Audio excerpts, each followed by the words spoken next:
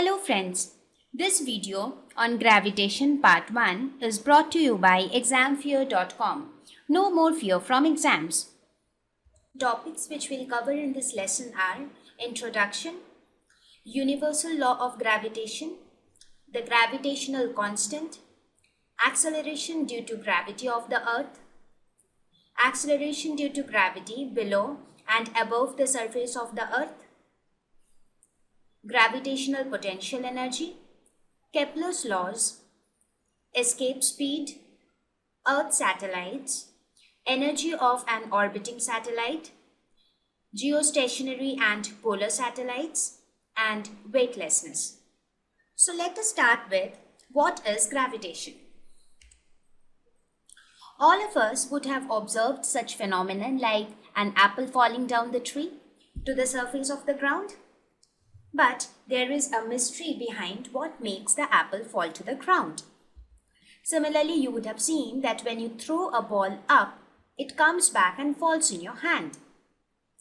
Similarly, in a rainy season, the raindrops, that is the water droplets, fall towards the ground.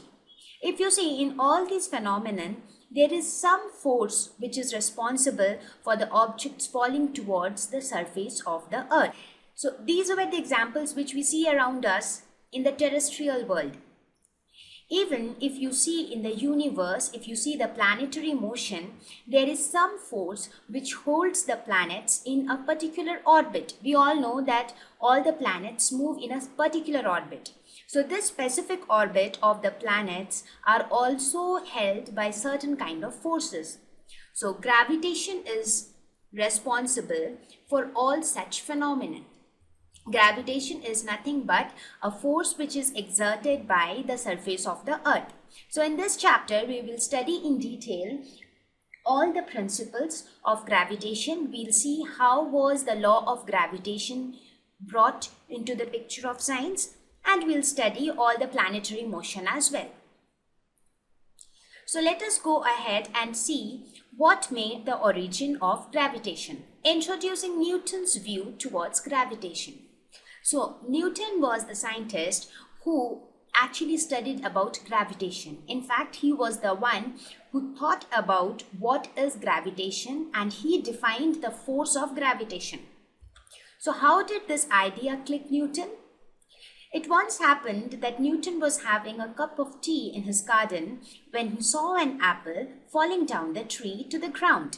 So Newton thought, what made this apple fall to the ground?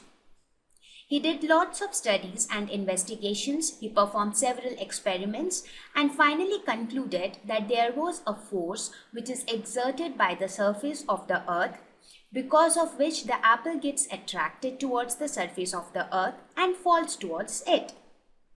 But then, when he performed so many experiments, he concluded that it was not only the surface of the earth which exerts force on an object. In the entire universe, all the objects exert a force on another object. That means all the objects in this universe attract every other object with a force. So this force was nothing but the force of gravitation. So this is how Newton deduced the idea of gravitation, and he defined the force of gravitation, which later came to be known as the famous universal law of gravitation. So we'll start this chapter with universal law of gravitation. So universal law of gravitation. What does this law states? See, if you see the name of the law, it is universal. That means it is true for everything. Something which is universal is something which is applicable to all the objects in this universe. So this law states that every body in the universe attracts every other body with a force which is directly proportional to the product of their masses and inversely proportional to the square of the distance between them. That means that any object which you see around us or which you can think of in this entire universe attracts every other body. So there is a force of attraction between any two bodies in this universe, and this force of attraction is directly proportional to the product of their masses.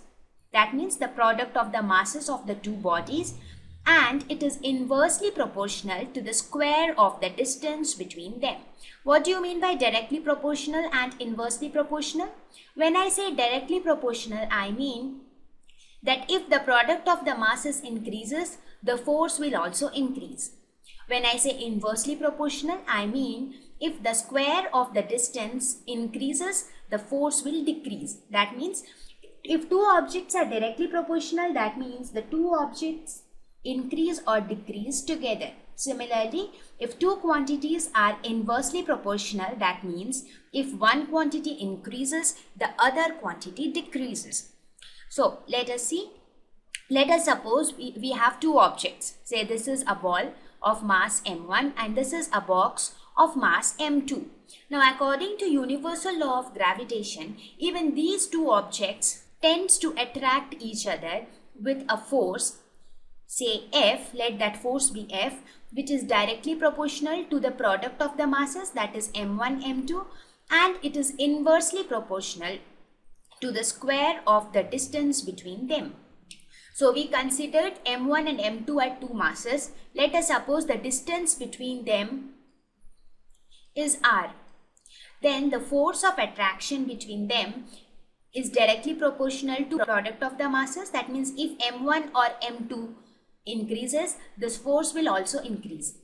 Similarly, it is inversely proportional to the square of the distance. That means closer these two objects come, the force will be more, because as close as they come, the value of r will decrease. Now value of r decreases means the value of F will increase. So this was basically the universal law of gravitation, which was given by Newton, and it holds true universally for all the objects in this universe. Now let us see the mathematical expression for the universal law of gravitation.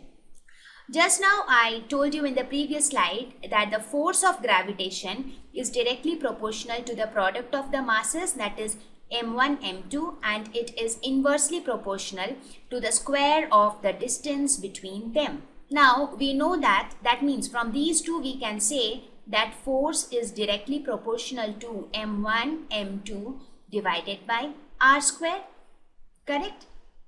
Now to convert this proportional to an equality, we need to introduce a constant. That is, we can write this as F is equal to some constant into m1, m2 by r square, right?